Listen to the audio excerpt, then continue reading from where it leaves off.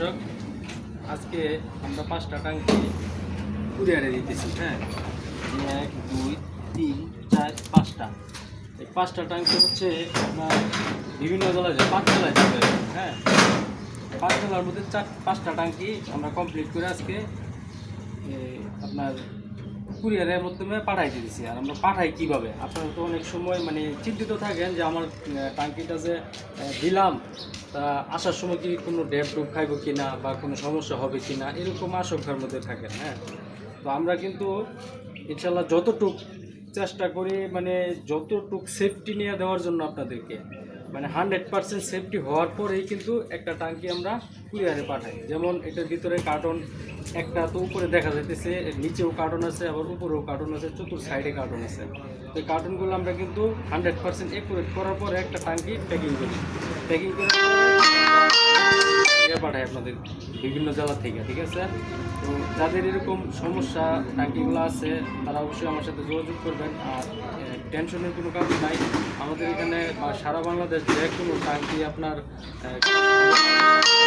কাজ করি। ঠিক আছে, যে টাঙ্কিটা কাজ হচ্ছে না, অন্য অন্য মিস্ত্রিরা রিজেক্ট করে দিয়েছে, সেই টাঙ্কি কিন্তু আমরা কাজ করে কমপ্লিট করতে। আর এই 5টা টাঙ্কি কিন্তু আপনার রিজেক্ট ছিল, কেউ কাজ করতে পারে নাই, তারপরে আমার কাছে পাঠাইছে, আমি কিন্তু একদম নিউ করে দিয়ে দিয়েছি। ঠিক আছে, তো আজকে যে ভিডিওটা করলাম যাতে আপনারা শঙ্কিত না হন যে টাঙ্কিটা আমি দিলে কুরিয়ারে আবার কি দেওয়ার সময় কি ভাই কি সেফটি মতো নেওয়া, সেফটি সহকারে দেয় কিনা, এরকম মানে আশঙ্কার মধ্যে যারা থাকেন তাদেরকে বলছি এরকম কোনো টেনশনই আপনারা করবেন না। আমরা একটা টাঙ্কিরে মিনিমাম 3টা 4টা কার্টন দিয়ে তারপরে কিন্তু প্যাকিং করি। প্যাকিং করার পরে কিন্তু কুরিয়ারে দিই। আর কুরিয়ারে দিলে তো বুঝে নেই, কিন্তু কোনো মাওয়াক থাকে না, কিন্তু ওই হিসাবটা কিন্তু আমাদেরই করতে হয়। ঠিক আছে, আমরাই অনেক সেফটি সহকারে দিই।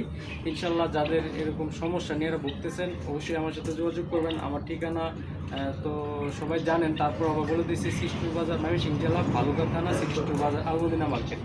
হ্যাঁ, এখানে আমার দোকান, আমার স্ক্রিনে আমার দেওয়া নাম্বার দেওয়া থাকে। ফোনের যে বিষয়টা, রাতের আপনার 10টা পর্যন্ত ফোন দিবেন, সকাল 10টা থেকে রাতে 10টার পরে অনুরোধ করে বলি আপনারা কেউ ফোন দিবেন না, কারণ হচ্ছে আমাদের ঘুমেরও প্রয়োজন আছে। সারাদিন পরিশ্রম করার পর্যন্ত আবার ঘুমানোর জন্য প্রস্তুতি নিতে হয়। 10টার পরে আশা করি ইনশাল্লাহ কেউ ফোন দেবেন না। 10টার পরে আপনার সকাল 10টা থেকে রাত্রের 10টা পর্যন্ত আপনারা যে কোনো সময় ফোন দেবেন, কোনো সমস্যা নেই। ধন্যবাদ, আজকে এই পর্যন্তই। আসসালামু আলাইকুম।